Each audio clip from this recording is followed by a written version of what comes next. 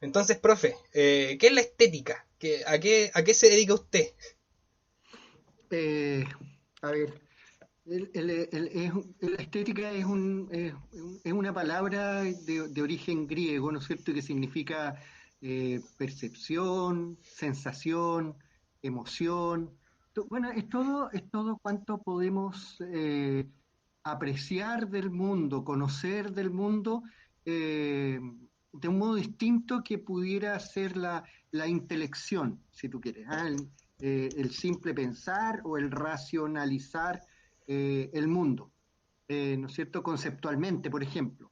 La estética es la misma aprehensión del mundo, pero desde, si tú quieres, desde el corazón, ¿ah? Desde el cuerpo, desde eh, aprovechando todo lo que nos toca vivir, ¿no es cierto?, cotidianamente, para a partir de esa realidad, ¿no es cierto?, ir transformándola en poesía, en baile, en danza, en creaciones que pueden ser, ¿no es cierto?, para algunos obras y sin duda para otros, que es donde trato de ubicarme yo, es una estética más cotidiana, si tú quieres, una estética mucho más prosaica que poética, ¿ya? ¿Cuál sería esa diferencia, profe? Eh, la estética, la estética poética, la poiesis, ¿no es cierto?, refiere al estudio de la estética, ¿no es cierto?, como desde la obra de arte, ¿ah? Como yo aprecio una pintura, una fotografía, una escultura, ¿no es cierto?, una novela, una poesía. En cambio, la prosaica es como puedo instalarme en la vida con estrategias estéticas, es decir, aquello que voy significando en mi cotidiano vivir para poder alentarme a la vida, ¿ya? Eh, ahí estriba una diferencia, que no necesariamente requerimos, ¿no es cierto?, de la obra de arte para hablar de aquello que nos gusta o aquello que es bello, ¿ya? Eh, Fidel Sepúlveda, que nos vamos a hablar después, tiene eh, esas diferencias también que la podemos ir explicando en el desarrollo del programa. Pero para sintetizar, eh, prosaica tiene que ver con a veces lo efímero que es nuestro cotidiano, lo volátil que es nuestro cotidiano, pero también es intenso. Y es más intenso cuando descubrimos cómo vivirlo, cómo significarlo, ¿ya? Hay una palabra muy linda que ocupa una filósofa que se llama Katia Mandoki y dice, en el cotidiano nos prendamos y la actitud propia de la estética o de la estética prosaica tiene que ver con cómo nos prendamos a la vida. Y el prendimiento, la palabra prendimiento viene de cómo el niño, el recién nacido, el neonato, se apega al pecho o al pezón materno, ¿cierto? Y ahí hay toda una figura de sobrevivencia, pero también de apego a la vida, de unidad entre uno y otro, hay encuentro entre uno y otro, pero también hay diferencia entre uno y otro, hay libertad, hay sobre todo, ¿no es cierto?, la ansiedad de querer vivir, ¿no es cierto? Cuando uno ve esa figura del recién nacido en el pecho de una mujer, ve, ¿no es cierto?, sus manitos, cómo se apegan, cómo se escucha el sonido de la succión, ¿no es cierto?, sus labios, su lengüita, cómo busca, ¿no es cierto?, beber finalmente beber de la vida. Eso es lo prosaico, ¿ya? Qué maravilloso. Yo les contaba a los chiquillos, a Gabo y al profesor, ¿verdad? Que ellos solo entendían filosofía y cuando comentábamos antes de empezar el programa, yo les decía, oye, estoy en las nubes, estoy así. Y el profe me dijo que tenía dos significados. ¿Cuáles eran, profesor? A estar en las nubes, ¿Montar en las claro, nubes? cuando usted me decía, ¿no es cierto?, yo estoy en las nubes, yo podría entender que una forma era entender lo que está extasiado, ¿no es cierto?, está feliz, porque de algún modo le gustó mucho el contenido, ¿no es cierto?, Pero por otro lado, ¿no es cierto? Estar en la nube significaba estar igual de colgado que como empezamos, digamos. Y yo le comentaba que estaba con un poquito de las dos, orientándome a esto, ¿verdad? Oye, en el flyer que hicimos, ¿verdad? Y Gabo también me dijo que íbamos a hablar sobre un filósofo súper importante y que ustedes también habían estudiado mucho. Yo también traté de estudiar lo que pude durante la semana, ¿verdad? Que es, y usted también lo mencionó, Fidel Sepúlveda, ¿verdad? ¿Quién es Fidel Sepúlveda? Porque muchos cachan el folclore, ¿verdad? Y me incluyo, ¿verdad? Porque yo no había oído hablar de Fidel Sepúlveda, pero esto tuvo una gran importancia para el folclore chileno. ¿Quién es Fidel Sepúlveda? Eh, a ver, eh, ¿cómo presentarlo? Me gustaría presentarlo en dos partes. Fidel Sepúlveda, dentro de la intelectualidad chilena, es un investigador, eh, profesor académico eh, de la Universidad Católica, de la Pontificia Universidad Católica, fue director del Instituto de Estética de la universidad, fue al mismo tiempo director de la revista, una de las revistas de investigación estética, ¿no es cierto?, más importantes que existen en Chile, la Aesthesis. Fidel Sepúlveda es un investigador de nuestra identidad nacional, de nuestro folclore y de nuestro folclore entendido en el más amplio de sus espectros, de la literatura, las narrativas, narraciones, de los mitos, de las leyendas, del folclore entendido, ¿no es cierto?, en sus bailes, del folclore entendido en las manifestaciones más mínimas que tiene una comunidad. Eh, Fidel Sepúlveda, para algunos, ¿no es cierto?, lo ubican como un investigador que se validó en la academia, ¿no es cierto?, en el diálogo con, ¿no es cierto?, que tiene alturas como la de Violeta Parra, como la de Margot Loyola, como Oreste Plat, que también es uno de los grandes, ¿no es cierto?, investigadores de nuestra cultura nacional. Um, eso podría decir. Eh, pero al mismo tiempo, Fidel Sepúlveda, ¿no es cierto?, siendo un gran intelectual chileno, era un hombre muy, muy humilde, era un hombre lleno de silencios, era un hombre muy pausado al hablar, era un hombre además de mucho reposo en términos de eh, tratar de ver por dentro aquello que él escuchaba. Era un hombre además muy, muy sencillo, de mucha cercanía, de mucha sencillez. ¿Ya? Es famoso un poema que él le dedicó a su tierra natal, digamos. Él es de Copquecura, ¿no es cierto? Es una ciudad que está al sur, y es de un pueblito que se llama Curepto. Y a mí me gustaría recordar algunos versos de Curepto al mismo tiempo para que recordemos cómo era la figura de Fidel Sepúlveda, ¿ah? De su humildad y también de su fuerte defensa, ¿no es cierto?, a la dignidad de quien siempre está, digamos, situado en el ninguneo. ¿Ah? Mira, fíjate bien, hay un poema que se llama Curepto. ¿Ya? Y dice, de Curepto, mire amigo, yo no acepto que diga bellaquerías. No, mi amigo. Ya le digo, yo no acepto que diga bellaquerías.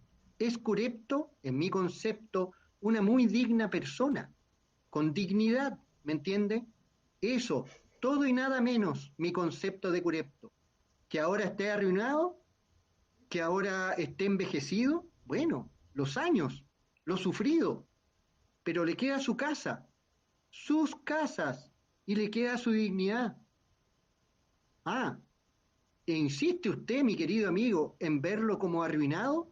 Por honrado, por honrado, porque aún le queda su plaza y le queda su dignidad. Y por eso yo no acepto a ningún inepto que diga bellaquerías de mi querido Curepto. Ese es el poema de Fidel Sepúlveda que hoy día nos puede, ¿no es cierto?, reflejar su profunda sensibilidad con la sencillez, con lo prosaico. ¿Ah? Llama la atención que dice lo que le queda es su dignidad. Exacto. Y el otro día, bueno, estudiando también para este programa, leyendo de la revista que usted mencionó de Aístesis, ahí Fidel Sepúlveda escribió 10 notas para una estética del folclore. Así se llama un artículo que él escribió, donde también trabaja algunas formas de ver la estética y de ver también las formas de relacionarnos que son muy actuales, son muy, muy actuales. Y creo que ahí Fidel Sepúlveda prima por su actualidad, aún en los tiempos que corren, luego de todo lo que pudimos vivir el año pasado y este. Y él habla sobre cómo las relaciones entre las personas forman significados. Y esos significados precisamente son los que entraman y tejen el folclore uno y otro. Profe, hablando del folclore precisamente, ¿por qué cree usted que Fidel Sepúlveda nos puede ayudar a pensar el folclore y cuál es su importancia más allá del folclore mismo como una puesta en escena en nuestras vidas, en nuestro cotidiano? Mira, qué buen artículo escogiste para dialogar, pero yo me permitiría, Gabriel, poner un enfoque que nos encamina a entender incluso el porqué del folclore o el cómo del folclore, para qué el folclore. El contexto es que yo lo pondría así. Fidel Sepúlveda hace una lectura de un libro de un escritor mexicano que se llama Octavio Paz. Él escribe un libro que se llama El laberinto de la soledad.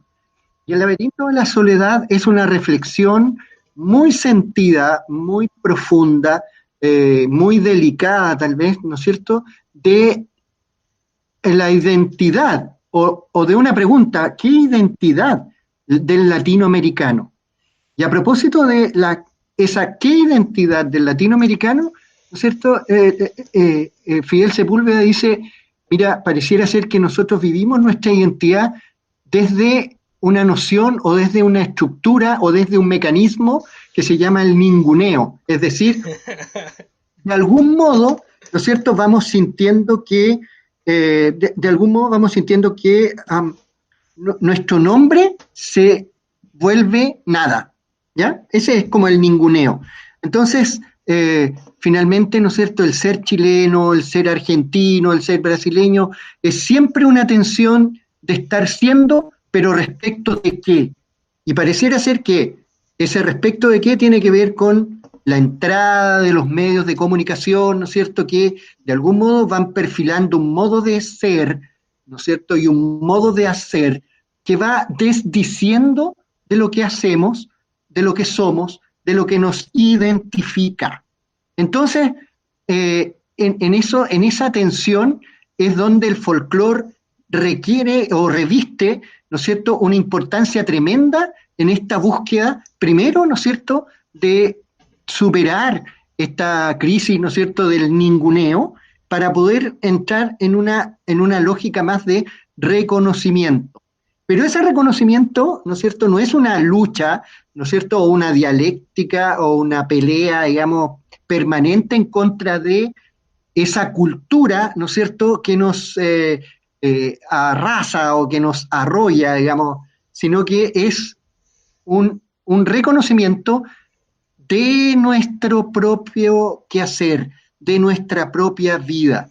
Yo creo que esto es importante, por ejemplo, para los radioescuchas, en términos de mirar, por ejemplo, mi relación con los vecinos, mirar mi relación con los demás, ir al encuentro de quien vive cerca, de quien vive al lado, saber quiénes somos, cómo convivimos, porque hay una ritualidad en aquella relación que va construyendo una identidad, ¿no es cierto? Y esa identidad es aquella que va justamente poniendo ladrillitos, ¿no es cierto?, para una construcción que se llama folclore. Y para una construcción, ¿no es cierto?, que de algún modo empieza a nutrir aquello que queremos, ¿no es cierto?, consolidar como una identidad propia. En ese sentido, entonces Fidel Sepúlveda nos interesa en demasía, ¿no es cierto?, para poder mirar nuestro folclore. Ahora, la pregunta es, ¿qué de nuestro folclore? Entonces uno podría decir, mi mirada está, ¿no es cierto?, hacia la cueca, hacia la tirana, mi mirada está hacia los valses, ¿no es cierto?, no sé, sureños, ¿dónde? ¿Qué es lo folclórico? Y el primer, si usted quiere, Fidel Sepúlveda nos diría, bueno, el primer ejercicio de poder hacer, ¿no es cierto?, una definición de folclore respecto de nuestra identidad, es mirar nuestro propio cotidiano, ¿ya? Es mirar nuestro propio peregrinar por la vida, así lo dice Fidel Sepúlveda. Y nuestro propio peregrinaje, ¿no es cierto?, por esta vida, es con otros, es cómo, ¿no es cierto?, organizamos la comunidad, cómo cuidamos de la cierta moralidad, de cierta costumbre, ¿no es cierto?, incluso de la espiritualidad, de la psiquis que comporta una comunidad. Ese es el folclore, porque esa es la ritualidad que se va construyendo, ¿no es cierto? Hoy día muchos incluso los llaman puristas u otros lo llaman más, ¿no es cierto?, críticos, ¿no es cierto?, de decir, oye, pero aquí en Chile ya no se baila cueca, se baila pura cumbia. Bueno, algo hay que mirar en este peregrinar de las personas, de nosotros, que la cumbia empieza a hacer más sentido, ¿no es cierto?, respecto del movimiento, respecto de la celebración, ¿no es cierto?, respecto del movimiento corporal, ¿no es cierto?, que la cueca. Entonces, ahí es donde hay que empezar a ubicar también la noción de folclore. Y no tiene por qué extenderse, ¿no es cierto?, o entenderse la noción de identidad resquebrajada, ¿no es cierto?, respecto de esas danzas que llegan de otros lares, digamos. ¿Qué es tradición? La tradición es la tradición puritana, es el guaso por el guaso, es el roto por el roto, o es que la tradición guarda algo de lo que nosotros vivimos día a día. Ese es un buen tema. Ese es un buen tema que toda, digamos, investigación folclórica debe poner en juicio, si tú quieres, o debe reflexionar, que es el concepto de tradición. Muchas veces se entiende el concepto de tradición, tanto en lo ideológico, ¿no es cierto?, en lo político, en lo religioso incluso, se entiende como aquel corpus teórico, ¿no es cierto?, inmodificable, absoluto, que no puede moverse, digamos, que no puede entenderse de otra manera. Entenderlo así es como que si nadie pudiera pensar, que como si ninguno de nosotros pudiera sentir de modos distintos de cómo aquello se está pensando o de cómo aquello se está sintiendo. La tradición tiene todo lo contrario. La tradición es un río que trae, ¿no es cierto? Pero cada hombre, ¿no es cierto?, mujer que puede gozar de mirar, de contemplar el paisaje, de contemplar, incluso bañarse en el río, bueno, gustará de ese momento, gustará y significará, ¿no es cierto?, en términos de espacio y tiempo, que pueden, ¿no es cierto?, significar respecto de esa tradición que viene. Nosotros, ¿no es cierto?, sin ir más lejos, cuando para el 18 de septiembre, ¿no es cierto?, que siempre usted ve cómo los supermercados se llenan de gorros de guaso, ¿no es cierto?, incluso de ponchos artificiales, de mantas artificiales, de disfraces. Mire, fíjese bien lo que voy a decir, de disfraces de China, lo que hace que nuestros niños digan, en septiembre me voy a disfrazar, o mamá, papá, me tengo que disfrazar de Wow. Juacito. ¿Ya? Entonces, bueno, ¿cómo ahí entiendo la tradición, ve? O sea, eso es importante discutirlo. La tradición no es, ¿no es cierto?, una piedra que me llega y que tengo que adorarla, ¿no es cierto? Todo lo contrario, la tradición es un río que viene a conversar, que viene a conversar con nosotros, ¿ya? La tradición hay un filósofo ¿no es cierto?, que dice que la tradición es un diálogo entre el pasado, el presente y el futuro, pero siempre es un diálogo entre un tú y un yo. Ese es una conversación, esa es la tradición. La tradición no es digamos, un almanaque, digamos, que hay que repetir sin dar sentido ni significado a Claro. lo que ahí está. O Yo sea, lo, precisamente la crítica que iba a hacer, por eso puse el ejemplo del disfraz, ¿no es cierto?, de Guaso, es precisamente porque entendemos la tradición tan brutamente, digamos, sin sentido, sin significados, que en septiembre creemos que todo es de Guaso, ¿no?, que es una versión, ¿no es cierto?, de nuestro folclore, no es nuestro folclore. es lo que decía también Gabo, lo que decía Nelson y Freddy. ¿Te Claro. acuerdas el sábado asado? O sea, esa relación.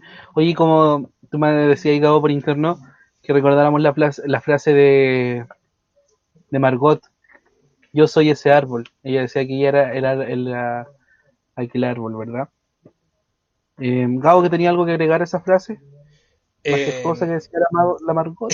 claro, el otro día estábamos conversando cuando nos mandaron audio el profesor Leonel, ¿cuánto? Sí, Santibáñez, ¿cierto?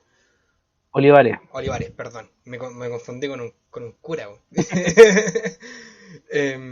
Bueno, le decía cuando le preguntaban quién eres tú, en una entrevista ella dijo, yo soy ese árbol que se nutre de la tierra. Y que yo creo que ahí hay harto de cómo ella vivía y de cómo ella entendía la tradición también. La tradición es fruto de la tierra Así y de es. Oye, Gabo, la tierra donde habitamos. Dime, Nacho. Ese es otro de los puntos que trabaja muy profundamente Fidel Sepúlveda, tal vez porque, digamos, están emparentados en términos intelectuales, ¿no es cierto?, e investigativos con Margot Loyola, con Violeta Parra, ¿no es cierto?, con Oreste Plat, ¿no es cierto? Fidel Sepúlveda también tiene una eh, profundización respecto del sentir la tierra para sentirme, ¿no es cierto? Sentir la tierra para vivirme, ¿ya? En eso yo creo que es una cuestión también que es importante valorar hoy día, sobre todo cuando pensamos en la educación. Mire, Fidel Sepúlveda incluso no solo fue un investigador, sino eh, entendió que todas sus investigaciones tenían que tener un correlato práctico, ¿no es cierto? Y su correlato práctico tenía que ser al mundo educativo. Entonces, no piensen, ¿no es cierto?, que hoy día los niños o los jóvenes van a valorar el folclore chileno, ¿no es cierto?, si en las escuelas no saben, ¿no es cierto?, de gustar, de sentir, de mirar todo aquello que es nuestra historia, ¿no es cierto? Y cuando digo degustar, es por ejemplo de saber cuáles son las verduras que componen nuestra comida, ¿no es cierto?, más ancestral, si usted quiere, ¿no es cierto? Fíjese que hoy día productos tan ancestrales como ¿no es cierto?, la quinoa, por ejemplo, hoy día son productos casi de gourmet, ¿no es cierto? Y no son los productos propios nuestros que debieran estar en la feria, que debieran estar, ¿no es cierto?, en el trueque de nuestras poblaciones o de nuestras villas, barrios. Bueno, y eso es porque, bueno, nuestra relación con la tierra, nuestra sensibilidad respecto a la tierra también ha sido olvidada, ¿no es cierto? Hemos ninguneado a la tierra precisamente por nuestra cultura tecnologizada, por nuestra cultura, ¿no es cierto?, que requiere de otros hábitos y requiere de otros conocimientos para poder sentir de otro modo. Sin embargo, se nos olvida lo que es lo propio, del hombre, que es su relación eh, eh, con la tierra. ¿Ah? De algún modo somos de barro, ¿no?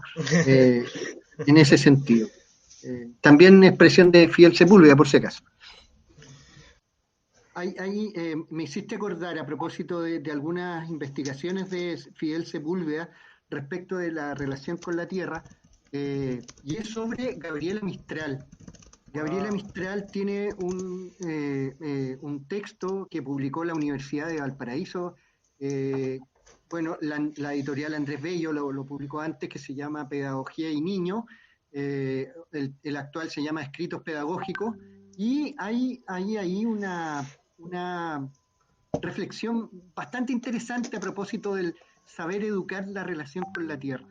Fíjate que Gabriela Mistral dice: me he dado cuenta en mis años de pedagogía que los niños en las salas, en las aulas, están acostumbrados a recibir, pero aquellos niños que viven pecho a pecho con la tierra, están acostumbrados a dar. Y ahí hay una reflexión que hace Fidel Sepúlveda respecto de la tierra. Intentaba decir es que la tierra finalmente es la condición del hombre, ¿no es cierto? Es el argumento que nos permite reconocernos entre unos y otros. Estamos aquí y no en otro espacio. Es, digamos, aquí y ahora, digamos, en nuestra proyección respecto de la tierra. Por lo tanto, la tierra es el lugar, ¿no es cierto?, del convite, ¿no es cierto?, de la fiesta, del encuentro, es el lugar del compartir, es el lugar del convivir, ¿no es cierto?, y de construir. Entonces, a propósito, digamos, de Gabriela Mistral, respecto del dar de aquellos que se educan pecho a pecho con la tierra. Eso es lo que quería decir. Sí. Hay una reflexión que hace Fidel Sepúlveda, un texto muy antiguo que, mira, si no me equivoco, este año o el próximo cumple 25 años, porque, digamos, le tengo mucho aprecio a ese texto, que se llama, es un artículo chiquitito, tiene 5 páginas, es El sentido de la educación y la educación de los sentidos. Entonces, finalmente, ¿no es cierto?, la educación tiene sentido cuando educamos los sentidos. Y se educan los sentidos cuando logramos que la escuela sea expresión de aquellos. Es decir, cuando en la escuela hay juegos, hay fiesta, ¿no es cierto? Cuando el cuerpo se mueve entre unos y otros, cuando los cuerpos se tocan, ¿no es cierto? Para reconocerse, ¿no es cierto? Cuando uno puede entender que la comida que hay en los colegios, ¿no es cierto? Hoy día uno basta ir a un colegio y ve cómo los casinos, por ejemplo, tienen la estructura y la cuadratura de un regimiento, cuando podrían tener la composición de otra familiaridad, ¿no es cierto?, para que hubiesen sentidos, ¿no es cierto?, de sensibilizar respecto al encuentro, para degustar la comida y no tener que comer, digamos, como se come en uno de esos restaurantes de comida rápida, digamos. Bueno, a propósito, digamos, de la sensibilidad que se educa en la escuela, ¿no? ¿Cuáles son para él los elementos de politización que debería o que podrían tener o que han tenido más bien los bailes folclóricos en nuestro país en el último tiempo? Eso, muchas gracias por la oportunidad y bueno, resistencia y catarsis. Voy a permitirme muy humildemente tratar de advertir una reflexión a tu pregunta, Francisco.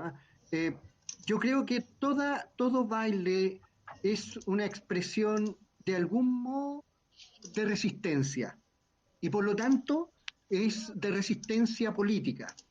Por lo tanto tiene un discurso, ¿no es cierto? Tiene un latido que está permanentemente sonando al ritmo de bombos, si tú quieres, timbales, en alerta, situándonos en estados de alerta respecto de una cultura que deviene en olvido, en ninguneo, como habría dicho, digamos, Octavio Paz y el mismo Fidel Sepúlveda, ¿no? En ese sentido es político también porque el baile son las estrategias de seducción respecto de cómo volcarnos entre unos y otros. En ese sentido, la seducción, por permitir encontrarnos y buscar el discurso. En ese sentido, la danza es en latín es la expresión infieri, es decir, la danza es de algún modo el estar haciéndose folclore, es estar haciéndose política, es estar haciéndose. ¿Ya? En este sentido, la danza no es fija. La danza, y puntualmente a tu pregunta respecto de la danza árabe o palestino-árabe, ¿no es cierto?, en Chile, claramente creo, Francisco, tiene un sentido de resistencia, ¿no es cierto?, y un sentido de un quehacer político intenso respecto de defender una identidad en términos de construir también una identidad. En esto yo también creo que hay que valorar que el folclore no es la guerra, en el sentido de que el folclore de algún modo es la búsqueda, ¿no es cierto?, de un elemento íntimo de la comunidad, pero que de algún modo muestra para ponerse en diálogo. En este sentido,